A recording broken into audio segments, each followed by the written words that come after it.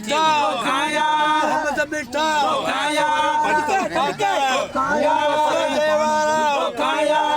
ਦੇੜੀ ਖਾਇਆ ਦੇੜੀ ਖਾਇਆ ਪੂਰੇ ਸਾਰੀ ਖਾਇਆ ਯਾਰ ਖਾਇਆ